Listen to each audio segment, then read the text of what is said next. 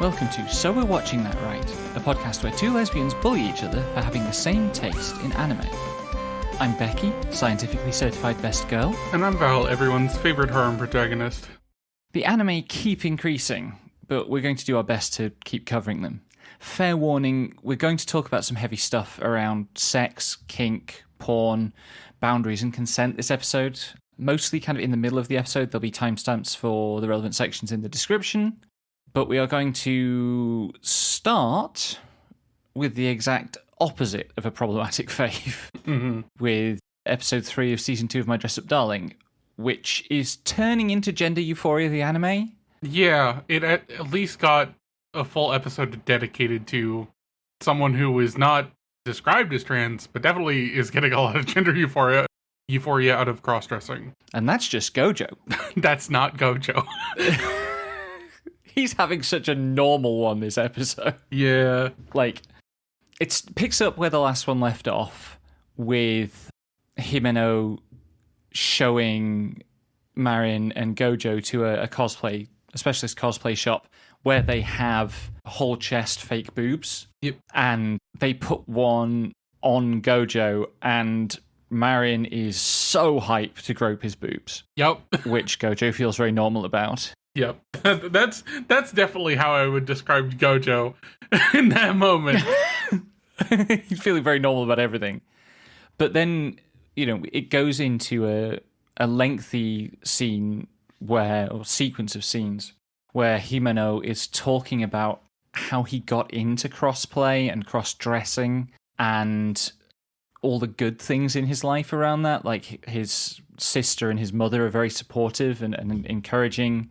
And then it does a thing that's a trope of these stories, right? Which is, he says, I got to college and I was more confident because of being able to explore my cross-dressing and so on. And I had a girlfriend, and the first time she came round to my place, she found one of my dresses. And when I explained to her that I cross-dress sometimes, she had a very hateful response. And I was definitely super tense at this moment. I think you were too. We were expecting the line to be, because of her, he gave up on cross-dressing for a while and threw away all his pretty clothes. No, I expected her to dump him. Okay. The basic thing of like, oh no, this person does not respect me anymore. She's going to think I'm a freak and dump me. But nope, he took the initiative and went, he took fuck the initiative you. and dumped her. And like, the really important thing there is that it is about his agency, right? And the look of joy on his face as he says, "So I dumped her." It's really good. That was so affirming to me, that this was a story about somebody who chose their queerness over this kind of superficially normal thing. And so this plays out mostly as a conversation between Himeno and Marin, and every so often it cuts to Gojo, and it's never. Some anime, when they portray a character going through it, really exaggerate facial expressions and stuff. This, for Gojo, it's always like plausible representations of human faces, but he is clearly really, really shaken up by how free Himeno is, how liberated they are, and how much they're able to express femininity. Yeah, it's really, because of the context of him being into, making dolls as like his life's work / hobby / interest / autistic hyperfixation, and his worry that has just pervaded the entire series so far of people finding out and like discarding him as a person for it, which we saw come back up in episode 1 of the season, where a bunch of people found out about it and were like, no, actually, that's pretty cool. I remember going to that place. Fucking sick dolls, dude.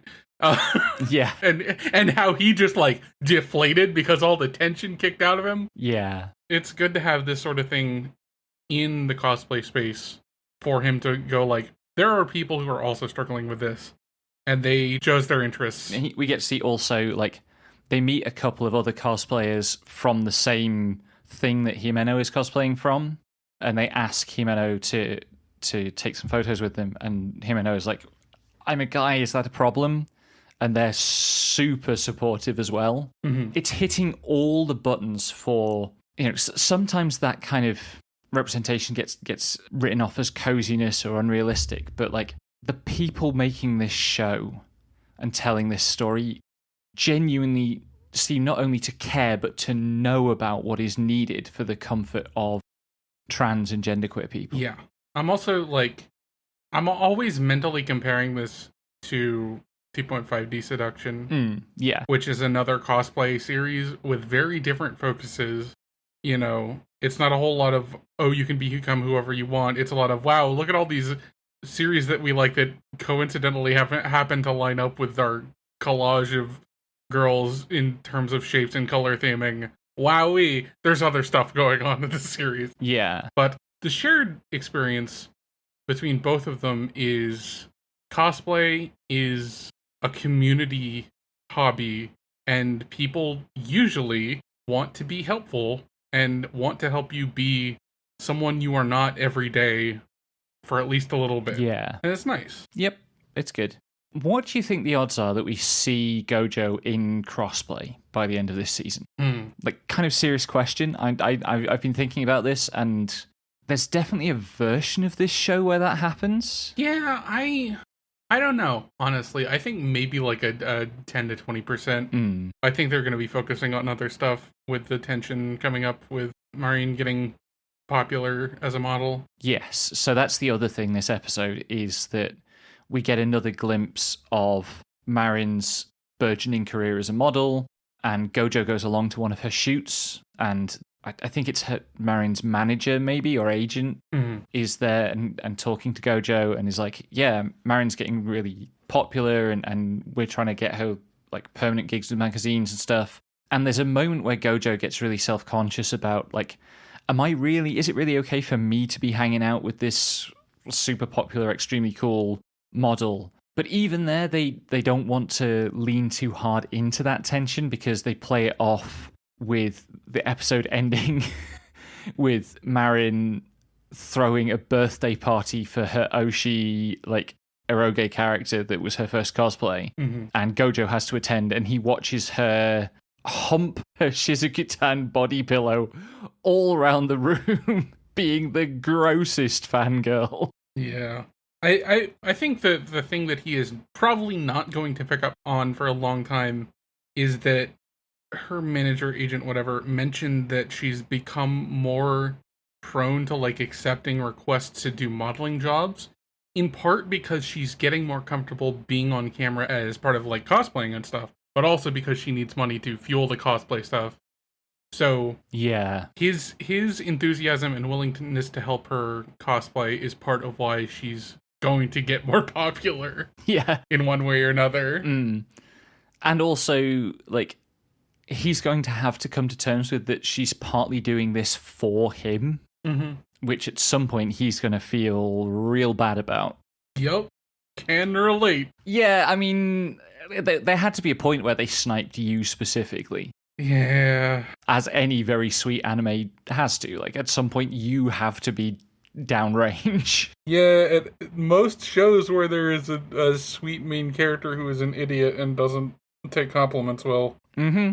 Doesn't know their own worth and their own skills, and I'll stop egging it, but you get the idea. Yeah, I'm not an egg anymore. Stop that. Anyway, moving on. We continue to have a troubled relationship to Betrothed to My Sister's Ex. We watched episode 3 this week, and it's just not quite coming together. Yeah. You know, there's some very sweet rom-com stuff between Kairos, the husband, the fiancé, and Maria when they are kind of alone together and interacting directly. But then there's also all this stuff about, on the one hand, Mari can't believe that she deserves to have nice things because she's coming from this background of abuse. And then also snotty nobility trying to force her to be posh in ways that she's not comfortable with. Yeah. And it's not just the two maids assigned to her. It's also something like her maid that is also shared with Kairos. Yeah, the head maid. Mio. Yeah, the head maid. Yeah. Like, just not listening to her or respecting her decisions. Like, there's a whole bit where, like, she gets brought a whole lot of food for no reason, and she's just like, this is all really good food. I feel bad not being able to eat all of it. And Mio is just like, no, this is how nobles do it. And then later in the episode, the chef is like, I thought you hated my food because you sent all of it back. And it's just like, no, I literally just can't eat a feast by myself every day. Yeah. And between that and like headmaid also going, no, you don't eat with your servants. Yeah, so Marie asks Mio or her maids to share some of the food because there's so much of it. And Mio is like, no, you don't do that. That's not allowed. And then there's also... So one thing we get this episode is Mio explaining that Kairos is equal opportunities in who he will hire to his staff in a way that is very atypical for the general nobility who are very racist. Mm-hmm. And I didn't catch the exact Japanese phrasing used, but the way it was translated, Mio called this perverse. Yeah. And there continues to be this... I mean, I think it's an ambition on the part of the creative team that comes from a good intention of like trying to engage with aristocratic racism.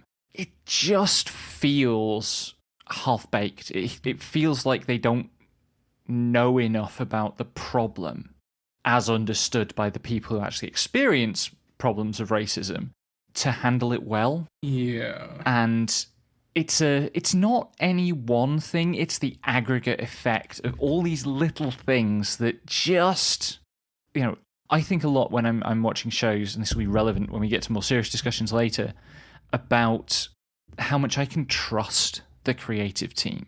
And this is one where I'm losing trust in the creative team. Mm-hmm. Not because I think their intentions are bad, I think they have ambitions beyond their experience. And you know, there is a real strong element of the Gilded Cage about this story. You likened it to 50 Shades. Yeah, which I have not directly read, but I have watched Dan Olson's trilogy of critical essays on the movies, which also go into that. And like in 50 Shades, the main character is basically picked up by this, you know, millionaire playboy who decides that she's the one. And when all the women around her in her life are bitchy at her, she uses her newfound power to, you know, get them out of her life, and in doing so, like, positions herself in a way, quote unquote, suitable to her new position. And I feel like they're trying... I don't know that I trust this story to not just go for that, because... I don't know. The vibes are off. I can't tell. The vibes are off. Yeah, absolutely. We went from the food stuff and the maids being bitchy and her wanting to go see the gardener's work, but getting made fun of and insulted by her maids for daring to step on the dirt, and then having a fucking panic attack about getting the shoes dirty, into the weird shit with the very easy to make cry Italian stereotype overweight cook. And then they have a moment where they play shiratori while waiting for tea to boil and fuck up the tea. Because they get really into the shiratori. The shiratori scene was extremely cute. Yeah, it is. But it's like the cherry on top of a really lackluster sundae. Yeah. And I was trying to think what I think the rest of the show is going to be. Like, where do I think this is going to go? We've established a relationship. Where's the drama going to come from? And the possibility that interests me, and it interests me still, is if the show actually seriously tries to deal with Marie's trauma and her lack of a sense of self and healing from that. But I'm not sure it's... Even if they do try at that, I'm not sure I trust them to do a good job of it, and all the other baggage is really starting to weigh it down. Yeah. A show that is continually earning trust, by contrast, is The Summer Hikaru Died. Episode 3, we have Yoshiki starting to kind of grasp that the thing that has replaced his friend is dangerous. Maybe not to him, but dangerous in general. Mm-hmm. And previous episode, Yoshiki had a conversation with a woman who stopped him outside a grocery shop and said, "You're messing with something dangerous. Get in touch with me when you're ready to talk." And Yoshiki goes and meets with her and talks. And the creature that has replaced Hikaru gets very jealous about this and reacts in the way that a lover reacts when they find their partner messaging a mysterious woman that they don't know. Mm-hmm. All of this, and this is really the reason I want to talk about this, all of this leads up to an allegory sex scene. It's not a sex scene, but it's very clearly meant to be read as one. Mm-hmm. The Hikaru creature corners Yoshiki in the classroom, and they have this big fight about faith and trust, and is this creature really Hikaru or not, and can Yoshiki trust him? They end up on the floor having knocked a bunch of furniture over, and Hikaru turns to goop, and there's these freaky shots of the goop kind of pouring into Yoshiki's orifices, and Yoshiki going like, "Oh, this is gross, but it feels good, but it's gross, but it feels good."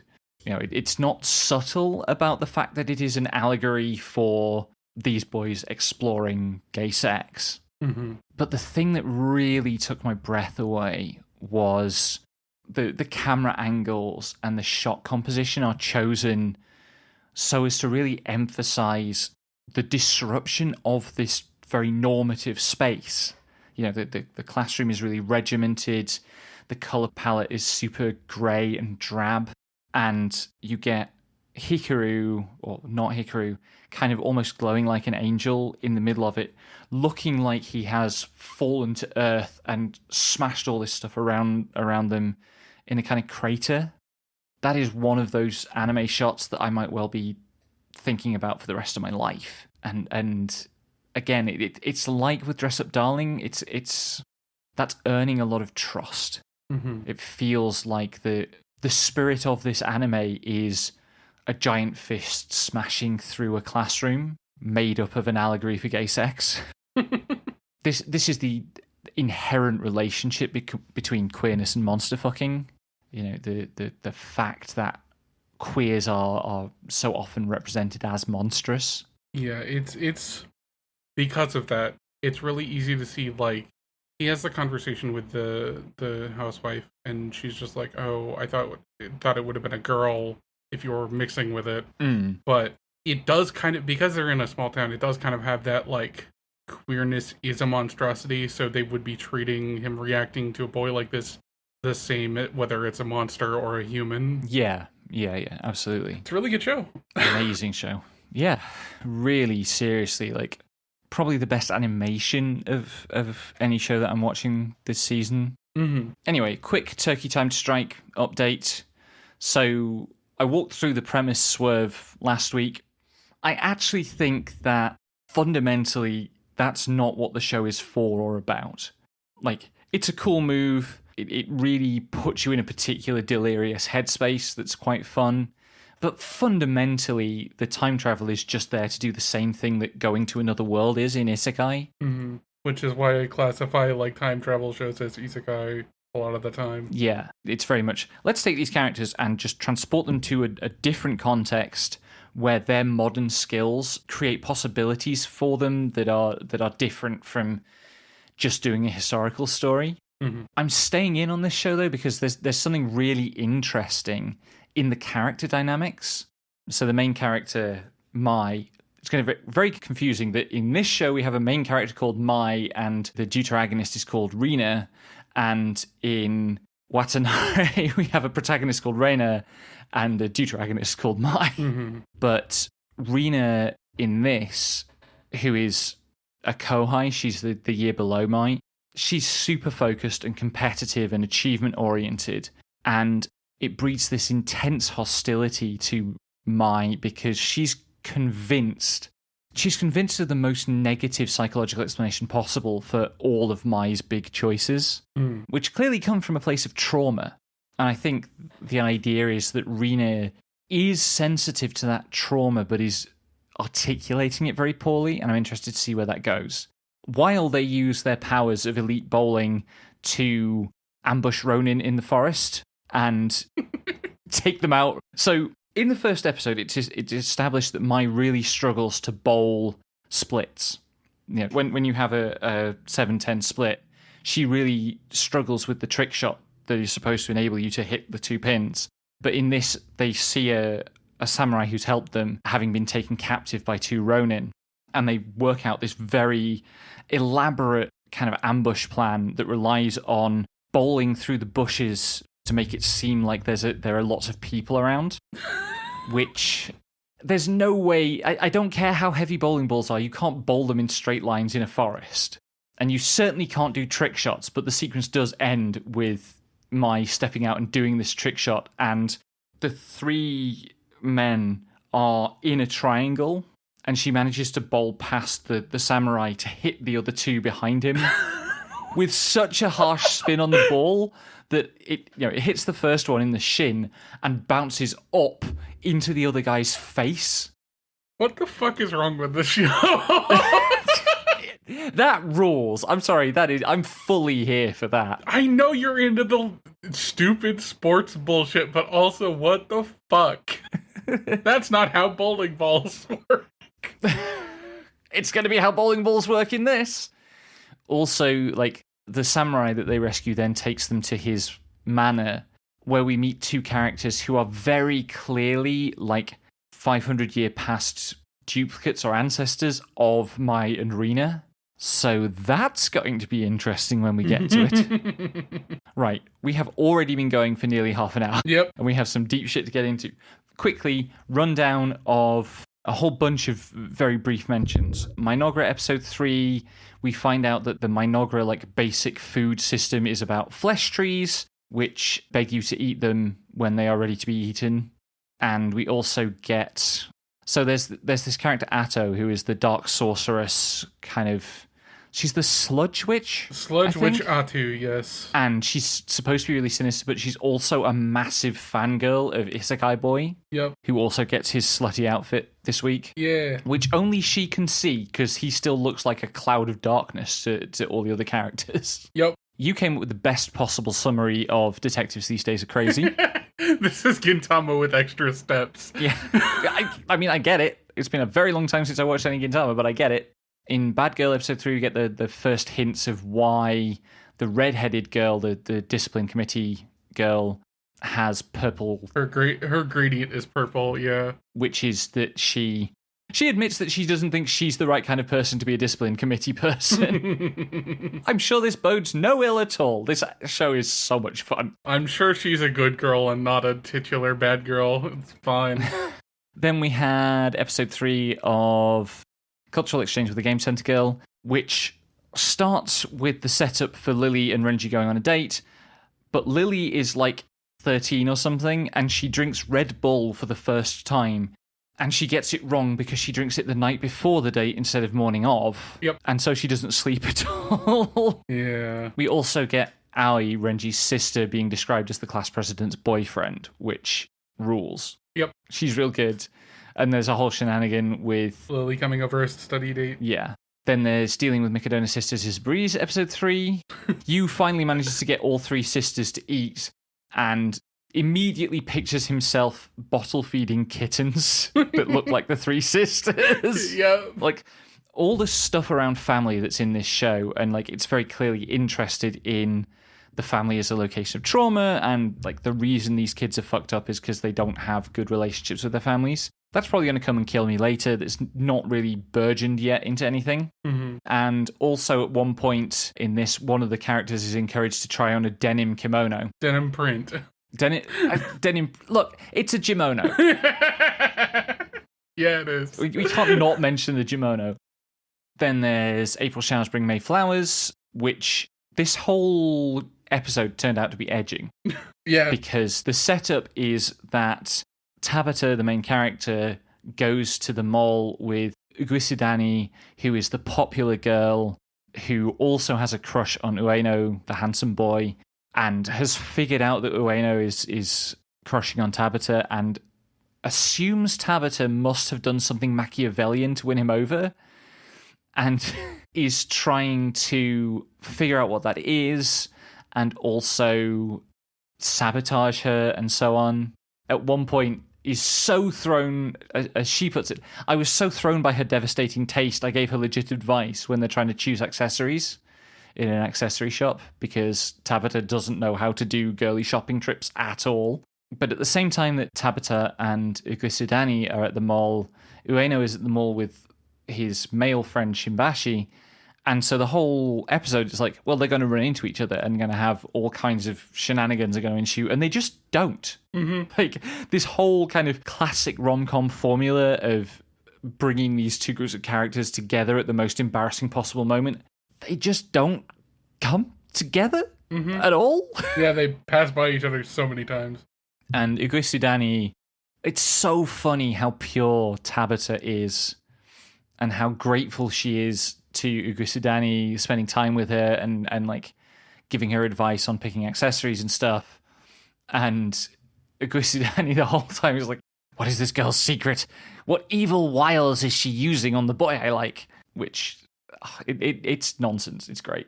Yeah, it's really good. In The Fragrant Flower Blooms with Dignity, which I managed to not get confused with April Showers. Yeah. I mean, like, this is a sweet romance. It's not really that comedic. It's mostly just romance. Yeah. The two of them are communicating surprisingly well for episode 2. Like, Rintaro has been able to explain why he was so disturbed and shaken up by learning that, what's her name? I was doing so well with characters. Wagari. Wagari. Karuko. He's able to explain why he was so kind of troubled to discover that she's at the posh girls' school. And there's a whole bunch of, like, boundary disputes between the two schools. Mm-hmm. But also, I mean, you mentioned from the manga that you like all of his friends. Mm-hmm. We get some of Shohei, who's the, like, I mean, he's the Genki type, right? That's the word for the archetype. Yeah. But catboy, basically. And there is a scene where Shohei is bothering Karuko, and Rintaro picks him up by his hoodie in a way that is beautifully shot to make it look like picking a cat up by the scruff. Yep. So it's sometimes funny. Yeah. It skews more drama than rom-com. Speaking of also shows that are sometimes funny and skew more drama than rom-com.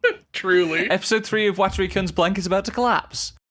The thin coat of humour stretched over this horror story is just getting thinner and thinner. I am so scared.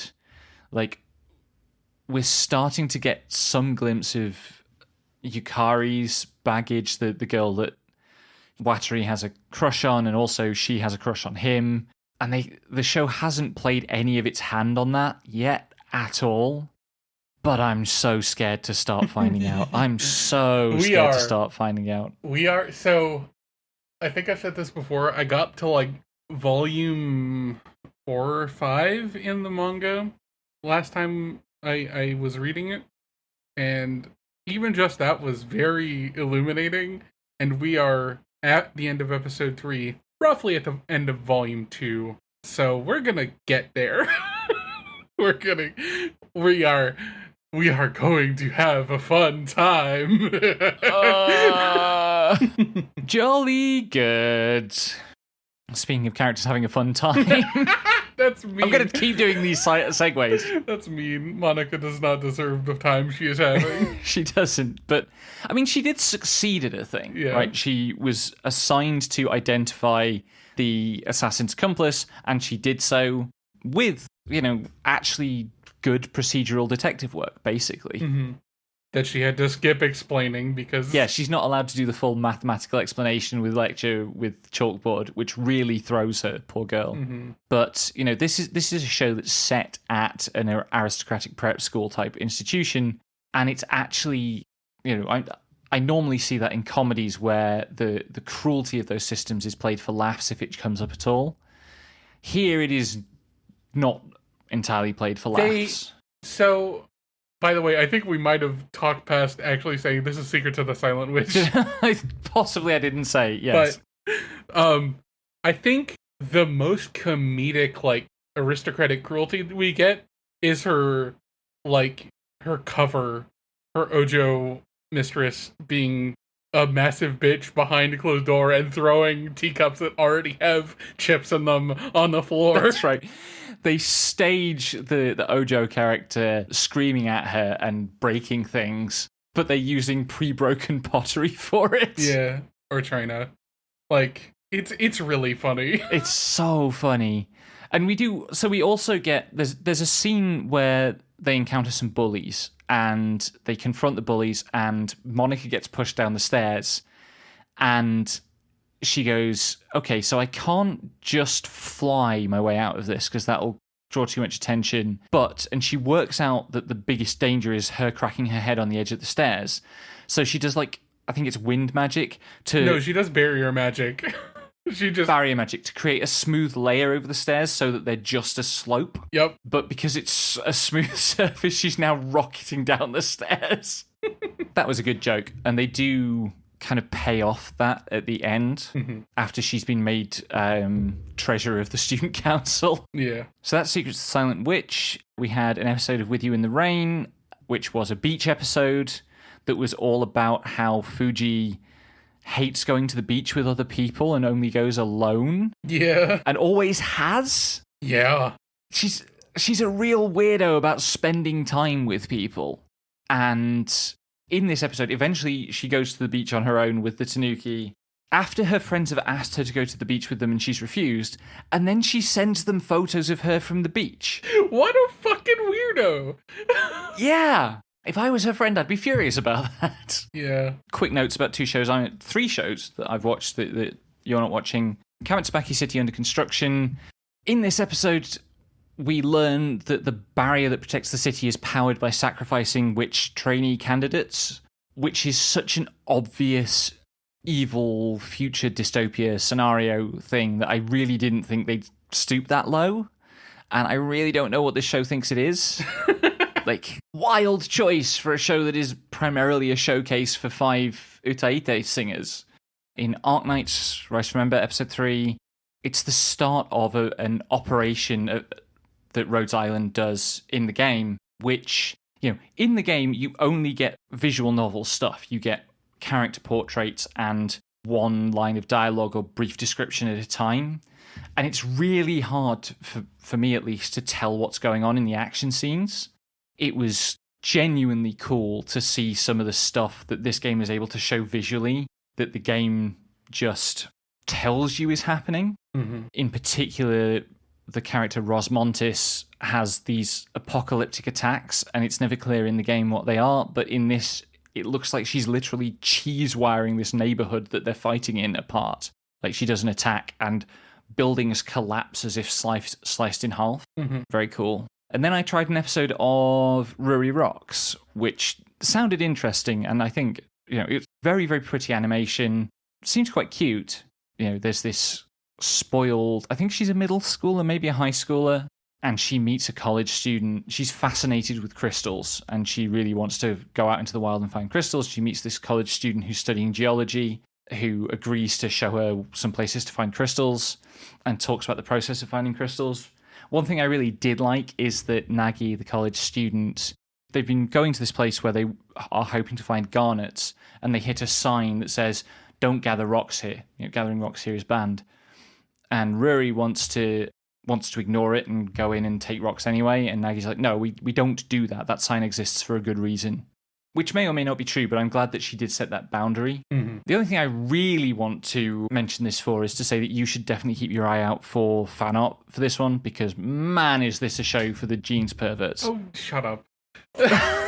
I'm just saying the key artists for this show definitely have your interests at heart. Good grief. This college student is going, like, hiking in the wilderness in the tightest fucking jeans imaginable.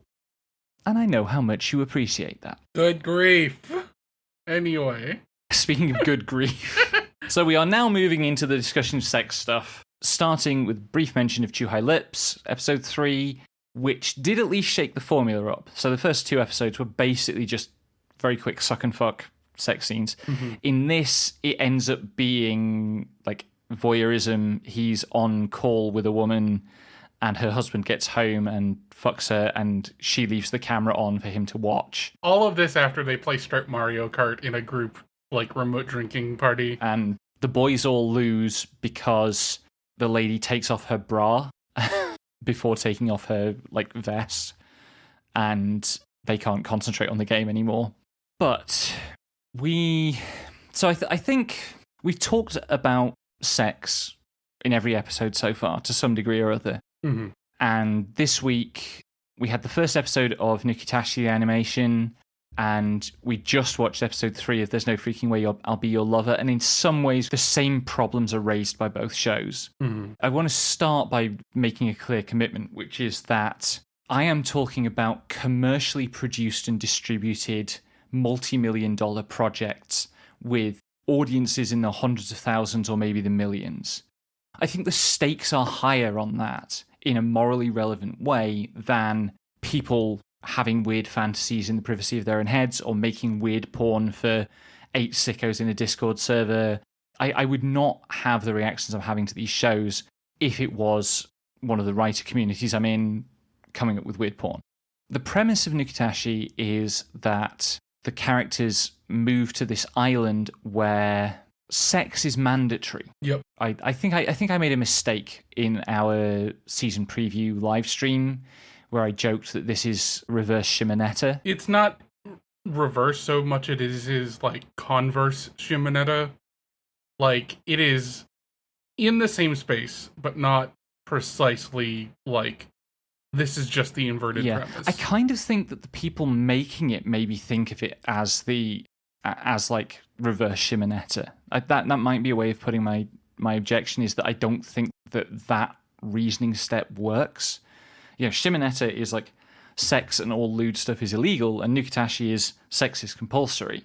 Although actually the nitty-gritty of it is that it is heterosexual, non-monogamous sex that is compulsory. Mm-hmm. The people that we see explicitly being punished for not complying with the rules were not complying in the sense that they wanted to be monogamous, and maybe also that they wanted to wait for marriage. I'm not sure about that one. Yeah, it's kind of got mixed signals, but also we're like one episode into an eroge adaptation. Yeah. So it's... And there are other weird wrinkles, like it can't be gay sex and it can't be masturbation. Mm-hmm. Like mutual masturbation is fine, but individual masturbation is not.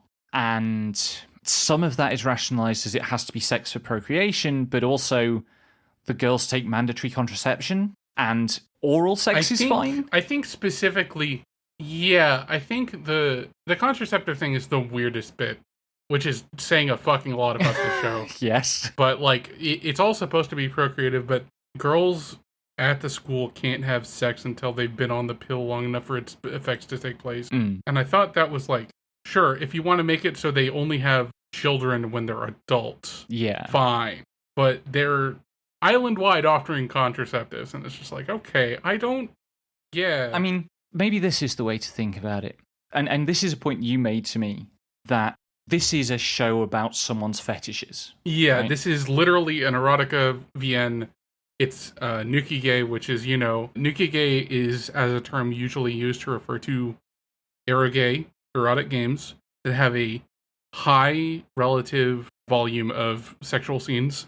And those usually, have an audience of people who don't want to think a whole lot or want their specific stuff catered to. Yeah, and it's very clearly specifically a bunch of fetishes around kind of public sex. Mm-hmm. One thing I always look for with porn is, are we only seeing women's pleasure represented as getting dicked? Mm-hmm. And there are definitely instances in, every single background shot has people having sex in it in this show. Mm-hmm. And there are definitely instances of girls getting head. Mm-hmm. So at least it can imagine female pleasure. Yeah. But equally, apparently the reason that Jinosuke's sister doesn't like the mandatory sex regime is that she's a lesbian. Yeah. She's not allowed to be a lesbian. Fundamentally, all of which is to say it's complicated, right? Yeah. This is an issue that I think about a lot. I think about it a lot so most of my background with this subject is violence in video games. I've written on that topic. I teach on that topic. But it transfers to this as well because the thing that really raises the ethical stakes here is that there is a scene where we see these two, this couple being punished for being monogamous, and the punishment is that they are strapped into this contraption which is used to force them to have sex with other people, and which is called the guillotine. And it probably wouldn't bother me as much if sex contraptions weren't a kink of mine. Like, you hit me with Lube Goldberg machine. You could have just left that in the DMs. You didn't have to out yourself like that. No, but that joke is too good to stay in the DMs or even in like the screenshot channel of our private Discord. But it is a scene of sexual violation as punishment. And, you know, different people are going to draw the line differently on that. For me, that was the point I stopped laughing. And after that, it became very difficult for me to laugh at the show. Now, that doesn't mean I didn't laugh at it at all, because there is also a moment where this boy who apparently has a hobby of making honor holes pulls out a bunch of sex eggs to use them as a weapon. Yeah, they're full of lube, so he throws them at a group of girls so they slip and fall. Which is goofy. And then when they're chasing him, they go, yeah, let's go halvesies on his balls. There were some really funny moments in here. If it wasn't for the fact that in the middle of the show was this very, you know, and again here, it is relevant that this is made by a big corporation, or a network of big corporations, that a lot of money is involved, that there's a particular audience involved, that we know that the audience for this already has a history of bad attitudes around consent and a track record of like harassment and sexual violence and so on. I've absolutely read and enjoyed representations of more immoral acts in fiction circulated for smaller audiences. It's the scale of circulation that I think raises the stakes here. I also think that, like, you're probably overplaying the scale of circulation a little bit on the anime, because I do not think that a show airing on ATX and locked to extremely esoteric, specific, adult relevant, like adult content streaming service, which this is a lock to on Ocean Vale, is going to pull the same weight as something on, you know, Crunchyroll. So it's just like, this is airing for a smaller audience than general anime audiences. Yeah, for sure. And it is also self-selecting, because this is an eroge adaptation that is specifically and notably an eroge that you cannot remove sex from the premise. Where a lot of eroge adaptations are just like, we're gonna sand off the fact that this has sex scenes because it's not relevant to the story that we want to like adapt. Yeah, like, but there is still a lot of people who played it and enough enjoyed it to get it an adaptation. I mean, millions of dollars have been spent on this. That would not happen if there were not lots and lots of people who were going to put eyeballs on ads or pay subscription fees to the services that are broadcasting it. And, you know, in some weirdly similar ways, the concerns I have here also go to There's No Freaking Way I'll Be Your Lover Unless, which is a much more general circulation show. So we have been talking about this with our friend Eve in our Discord, because she's a fan of the series, and she has warned us that this is coming up. Yeah. It's just, there's a sexual violence tag on the series because Mai cannot take no for an answer. Yeah. And apparently it doesn't happen again, but it still happened. And, like, that's the sort of thing where, like, it's out of line and out of the norm for the rest of the series as witnessed by, you know, trusted friends. Yeah. Which is why it's such a big pain point, because this is a Yuri harem show, and the first one they go for is rich girl who won't take no for an answer. I mean, it's a little unfortunate. Rich girl who sexually assaults the protagonist twice now. Yes, like, we shouldn't mince words about that. And, you know, the show clearly identifies as a comedy. The show clearly thinks of itself as a comedy. When this sexual assault scene is happening, it gets interrupted by Rena's sister coming home and walking in on them. And the immediate thing that happens is a visual gag of, was it Haruna is the sister's name, I think? Yes. Like, doing a goofy animation slide out of shot with, like, I'll leave you to it as a badge by her head. Mm-hmm. But, then Rena slaps Mai and tells her to get out. Mm-hmm. And the thing I'll say for this is that the actual events depicted happen in real life very commonly. Probably not as commonly in teen lesbian couples as in teen heterosexual couples, but teenagers who are addled by their first serious crushes and who don't have sophisticated understandings of consent and negotiation and boundaries do this stuff all the time. I have to admit, I'm speaking from personal experience here, and not necessarily personal experience of being on the receiving end. Like, it feels very... At no point did it not feel true to me. I think that's what's carrying it for me. Including the fact that Reina is struggling with the fact that she is attracted to Mai on some level, maybe only a superficial level, we'll see, and that she does see the appeal. She is having her own hormonal reactions to this that are making it harder for her to clearly say no and to push back. There's also stuff in this episode about the baggage she has around saying no in general to people who want something from her. Yeah. Specifically when it comes to, her boundaries with boys who she is not comfortable with at all. Yes. Again, it always comes back to that question of trust. It's like, do I trust the people making this show and the people who are the authors for the original story? Do I trust them to... Is there enough here for me to say they've earned my trust? And again, that's going to vary a lot from viewer to viewer. This one, I think, kind of did, but also it only works if you get really bad vibes from this particular sexual assault scene. Yeah. We'll have to see where it goes from here. As ever, we've had assurances that it does, level out a lot. And this is an actual moment that gets dealt with character development. But we are not out of the woods yet. We sure fucking aren't. Because the next show we're talking about is Kare Kano, which we finished this week. And, we could talk a lot about this show. We could talk a lot about the manga as well. We could also talk a lot about Gainax. This is a Gainax show. I think it's... If you are one of those anime fans who is still obsessed with Evangelion and 90s Gainax and kind of unpicking that knot, you have to watch this show. And I wish that everybody that I'd known 20 years ago everybody who was in the forum wars about Evangelion and is it the coolest show ever? Is it silly? Is it blah, blah, blah, blah, blah? What actually happened with its production?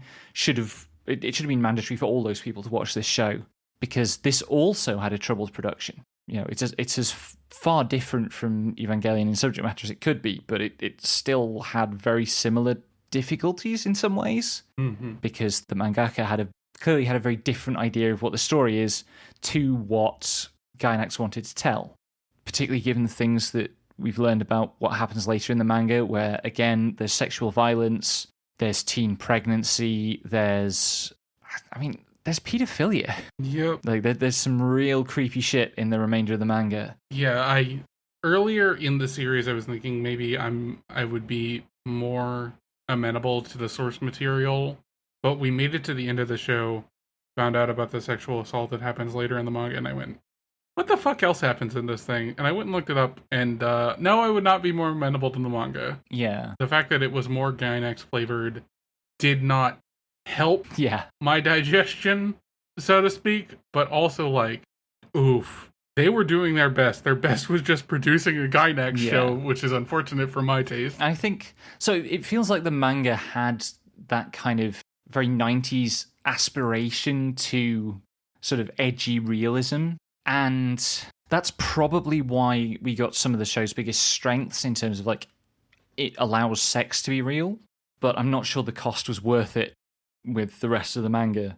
What I will say, and this is the point about why this is important if you care about the history of Gainax and Trigger and so on.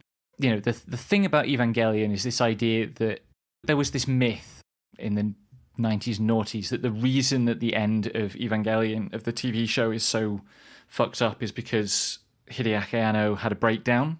But honestly, the last 3 episodes of Kare Kano are very, very similar in the way that they signify breakdown to Evangelion.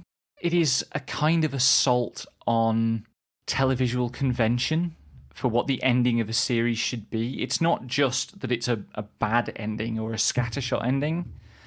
The last 3 episodes are this bizarrely structured recap episode in which Miyazawa's freshman advisor compares her to beef jerky at one point, building to this a scene reminiscent that clearly had some influence over the summer Hikaru died, in terms of Arima, like, he's walking through the school, and as he walks through the school, it changes from being literally the school to a progressively more and more abstract space, and he eventually, like, steps into a huge room full of blood and grasping hands that's an abstract representation of his trauma.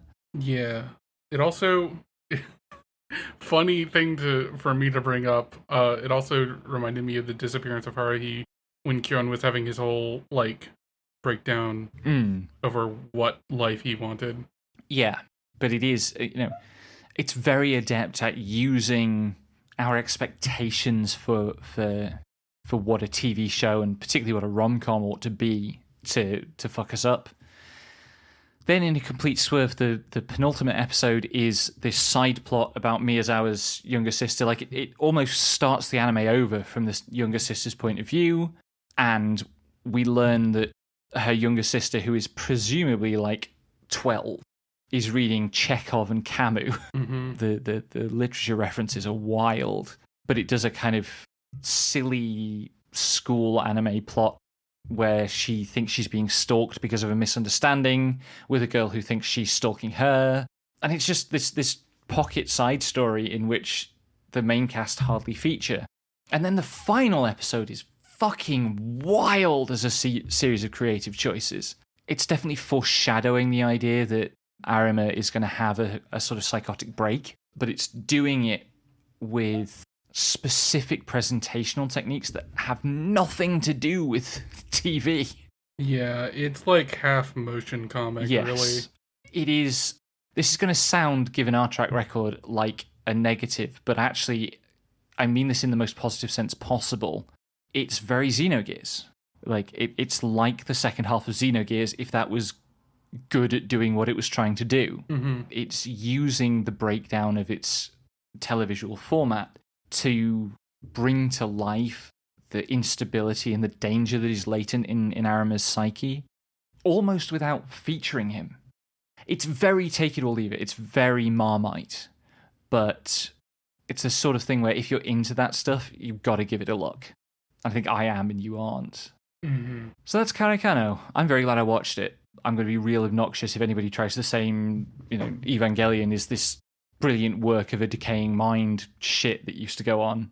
It's like, no, Anno was a fantastically inventive creator and he does this on other shows as well. Mm-hmm. Also, he didn't have the breakdown during Evangelion, it was earlier. Yep. One other show to wrap up, I finished watching Fresh PreCure with Tara this week, and I'm putting a marker down. There is a reason this show airs in the same block as Kamen Rider and Sentai. If you like Toku, you have to like PreCure, or else I will find you. She's gonna find me, everyone. I think you would like this show if you watched it.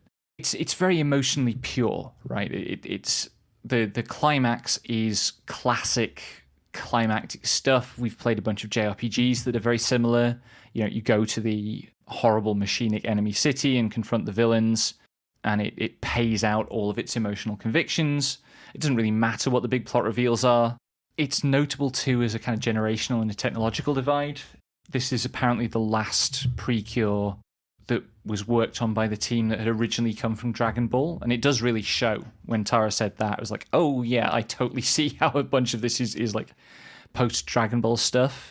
There's a really fascinating sequence. So the ending sequence of the anime uses 3D mocap to have the characters do a dance, and then in the denouement of the anime, that same dance is rendered by the 2D animation team, and man, does it show the difference in those formats and the difference in the skill sets that go into them. It's also not as compulsory heterosexual as you'd maybe expect. And there was something else I was going to say. What the fuck was it? Oh yeah, Donuts Save the World. Donuts are really important to this show. Donuts, let's go nuts. Mm-hmm. Finally, some brief mentions of older stuff. Loner Life in Another World. I identify with this character so much because he also can't remember anybody's names and just labels them like Fish Girl, Juice Girl, Nudist Girl, Nudist Girl, the three different sporty girls. Yep, just replace every girl with Spice and you've got Becky. I tried really hard to get all the character names down. I know it. You're doing so good. I am very proud of you, but this is also really on brand for you. Anyway, goofy as the show is, there is this menace floating in the background, which is this group of delinquents who've realised that they can use their magic powers for evil.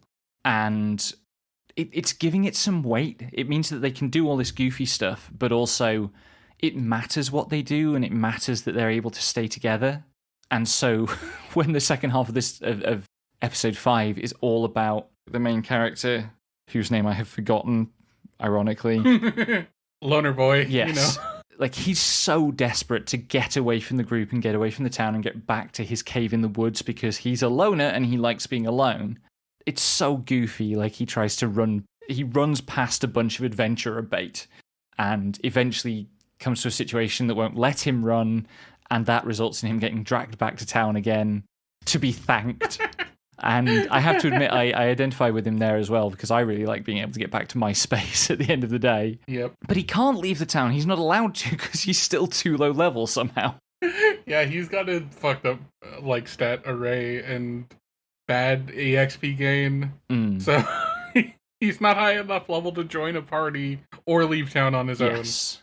So we finished season 1 of Chaika, in which we had a showdown with Blue Chaika, who is the sexy Chaika who gets her way by seducing people, and it's creepy as hell to look at a character who looks like Chaika but tarted up. Yep, it is. It's uncomfortable. Intentionally like that. She's not doing very well. No. We had the villain is this psychotic noble heir who just really loves killing and would seem ridiculous and overly simplistic if it wasn't for the fact that at one point the characters open up the wall of his fortress and just find that it is full of corpses, which was a very effective moment. Then on the goofy side, we have... So Frederica, the robot dragon creature, really wants to have a duel with Toru, and Akari asks her, like, you can fight him, you can kill him if you need to, but please don't injure him too severely because I want to have him stuffed. Because Akari is so normal. She's so normal about her brother. What the fuck? And speaking of so normal... Later, Frederica gets killed and they find her corpse, and she chest bursts out of her corpse as a chibi, making her, like, even more concentratedly, annoyingly a problem, which is great. Yep. We get Chaika kissing Toru. I couldn't tell whether that was supposed to be a kiss of life or she's just kissing him because romance. Kiss of life. She took a huge breath before she dived into the water, so... They're about to kiss again in a much more definitely kiss of romance way when the sister turns up and interrupts.